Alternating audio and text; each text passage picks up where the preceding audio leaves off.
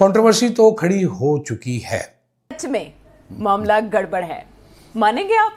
और पिछले चंद दिनों में 3-4 ऐसे चीजें बयानात आए हैं जिससे साफ जाहिर होता है कि कुछ गड़बड़ है। सन्नाटा छाया हुआ है, खामोशी है, लेकिन खामोशी हमेशा किसी बड़े तूफान का पेशखैमा होती है। जब पिछले 48 घंटे के अंदर जो कुछ हो गया या 72 घंटे के अंदर पाकिस्तान का प्राइम मिनिस्टर मुल्क से भाग चुका, मतलब फरार हो चुके, वो पाकिस्तान के अंदर नहीं है। पाकिस्तान के डिफेंस मिनिस्टर इस वक्त पाकिस्तान के अंदर नहीं है। आप हैरान हो रहे होंगे, दोनों ने जिन्होंने नोटिफिकेशन के ऊपर कोई ना कोई दस्तखत करने हैं, कोई ना कोई अप्रूवल देनी है, वो दोनों पिया देश पधार गए। ये शहबाज क्यों लंदन भाग गया? शहबाज लंदन मार गया डर के मारे कि यहाँ लफड़ा हो जाएगा, लोग आके टिक्का बोटी ना कर लें, इसलिए भाग गया। ये देखो sir, last time core commander का घर नहीं छोड़ा, इसका कहां से छोड़ेंगे? बताया नहीं कि वो कब आ रहे हैं वापस शहबाज शरीफ साहब, ट्वीट में नहीं बताया। और दूसरी तरफ ख्वाजा साहब खुद भी जर्मनी के विजिट पर थे, तो ये है सारी निशानियां। हजूर वाला ये रोला तो पै गया कुछ, ठीक है, रोला तो पै गया। आसिफ साहब ने, मैंने आपको कहा था ना, वो घूंघट नहीं है, वो लुंगी है। जो आगे आगे भाग रहे हैं फील्ड मार्शल साहब और वो कह रहे हैं कि घूंघट तो उठाएं, वो असल में लुंगी है, वो भी पिछली साइड से। ख्वाजा आसिफ साहब ने वो लुंगी उठा दी है। एक नोटिफिकेशन होना चाहिए CDF की वजूदगी कि ये आ गया है, इसके ये रूल्स हैं, इसके ये है, ये है, ये है। नमस्कार दोस्तों, स्वागत है आपका भारत नाउ में। दोस्तों, पाकिस्तान के अंदर आसिम मुनीर के साथ कर दिया है खेला। जी हाँ दोस्तों, ये खेला कर दिया है शरीफ भाइयों ने। बेसिकली हुआ ये है कि 27th अमेंडमेंट तो करवा लिया गया है, बट पोजीशन होल्ड करने के लिए आसिम मुनीर को प्राइम मिनिस्टर के ऑफिस से चाहिए एक नोटिफिकेशन, और वो नोटिफिकेशन देने से पहले शहबाज शरीफ ने रुख कर लिया लंदन का, और वहां पर जाने के बाद वापस आने का वो नाम नहीं ले रहा है, जिसकी वजह से आसिम मुनीर जो है वो अपनी पोजीशन होल्ड नहीं कर पा रहा है। एक बार उस पोजीशन के ऊपर बैठने के बाद वो कॉन्स्टिट्यूशन से भी बड़ा हो जाएगा, जुडिशियरी से भी बड़ा हो जाएगा, बट जब तक ये नोटिफिकेशन नहीं मिलता तब तक आसिम मुनीर कुछ नहीं कर सकता। तो अब यहाँ पर पाकिस्तान के अंदर पॉलिटिक्स जो है वो गर्मा चुकी है, क्योंकि कुछ ऐसे वादे आसिम मुनीर ने करे थे शरीफ भाइयों के साथ जो अब तक पूरे नहीं हुए हैं, जिसमें एक मुद्दा सबसे इम्पोर्टेंट है, वो है इमरान खान को किसी भी तरह से रास्ते से हटाना।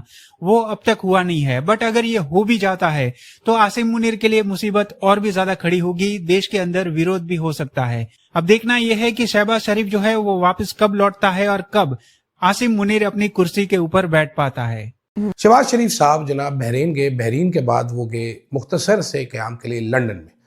लंदन में उनका क़याम मुख्तसर की जगह तवील हो गया। मेरी इत्तला के मुताबिक वो वापस से नहीं आए, उन्होंने वापस आ जाना था आज, वो आज भी वापस नहीं आए, नोटिफिकेशन उन्होंने किया नहीं।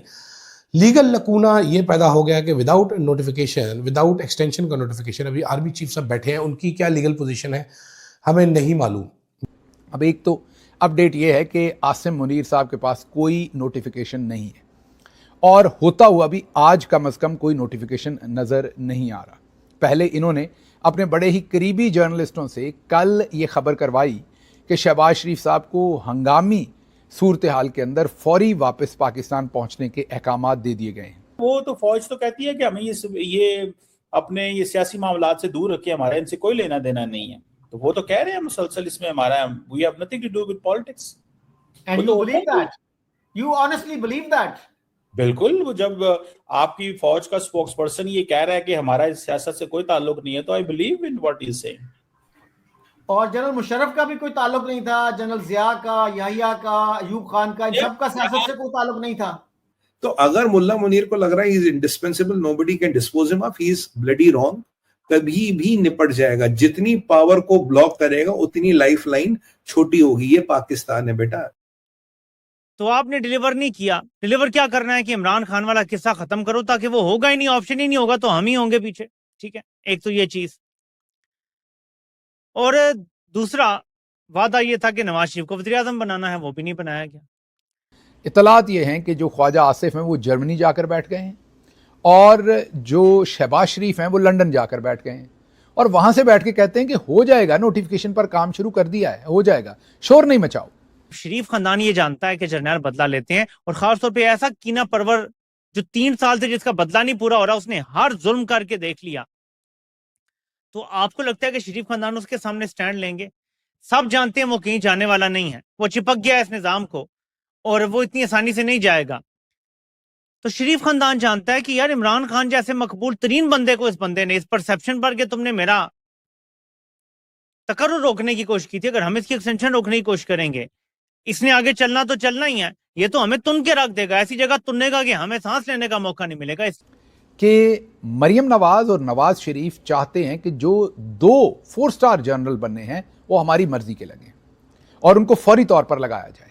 एक वाइस आर्मी चीफ जो deputy army chief 4 star general होगा, एक स्ट्रेटेजिक कमांड जिसके पास एटम बम होगा। अब आप बार बार कहेंगे ये एटम बम वाले से इन्होंने क्या करवाना है? एटम बम वाले से इन्होंने करवाना ये होता है कि ये एटम बम वाला जिसके साथ होगा अमेरिका और दूसरी बहुत सारी जो ताकतवर ताकतें होती हैं, उनका फिर लाइजॉन उसी धड़े के साथ होता है जिनका बंदा एटम बम के ऊपर बैठा हो। इसलिए शरीफ खानदान ये समझता है कि जो स्ट्रेटेजिक कमांड है, मतलब एटम बम के ऊपर लगने वाला जनरल जो है, वो उनका खासुल खास आदमी होना चाहिए। और डिप्टी आर्मी चीफ तो जाहिर है जो वाइस आर्मी चीफ होगा वो तो उनको चाहिए, क्योंकि आप ये इक्वेशन वही समझ लें जो मुशर्रफ साहब और कियानी साहब की बनी थी। जैसे ही कियानी साहब वाइस आर्मी चीफ बन गए थे, या जो भी आपने कहना है आर्मी चीफ बन गए थे एक किस्म के, तो बस उसके बाद या DGISI थे, लेकिन उनको जब आशीर्वाद मिल गया था तो उन्होंने लंका ढा दी थी परवेज मुशर्रफ की।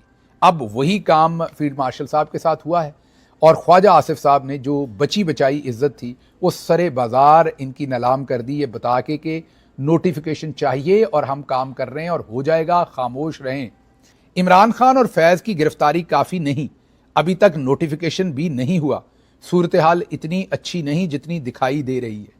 ये दूसरे शख्स हैं जो PMLN के बहुत करीब हैं, मतलब इनकी जॉब शॉप भी PTV में की हुई है। इससे पहले अबसार आलम तो उनके मुंह बोले बेटे हैं।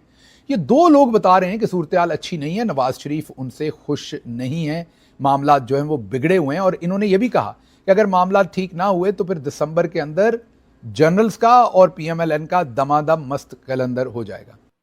ये मुल्ला मुनीर औकात से ज्यादा बोल रहा है और जो औकात से ज्यादा बोलता है वो टूटता है, और इसको तोड़ने वाले पाकिस्तान के अंदर से निकलेंगे। रॉ को कुछ जहमत उठाने की जरूरत नहीं पड़ेगी। ये पैलेस इंट्रीग का हिस्सा बनेगा। He will be eliminated by people with in Pakistan sir, क्योंकि ये पाकिस्तान को खत्म करने के रास्ते पे निकल चुका है। इसकी इमरान खान से लाख दुश्मनी हो, पर तुम क्या पूरी कंट्री को बर्बाद करोगे? इमरान खान इलेक्शन जीता हुआ प्राइम मिनिस्टर है और इन सबसे रिलेटिवली सबसे कम करप्ट था वो। मैं ये नहीं कह रहा हूँ जीरो करप्ट था, बट जितने भी हरामखोर है इन सबसे तो कम करप्ट था ना इमरान खान। ये भी एक हकीकत है। इमरान खान रईस था, ये भी एक हकीकत है। तो इमरान खान को निपटाना इतना आसान नहीं है। बाकी निपटाओगे तो उसके रिपरकशन तुम भुगतोगे। और मैं तो पाकिस्तान के पॉलिटिशियनों को ये कहता हूं, तुम्हें क्या लगता है बिलावल सेफ है? उसके बाद ये मरियम की तो वैसी हालत खराब है, वो तो ब्रिटिश सिक्योरिटी के पीछे बैठी है।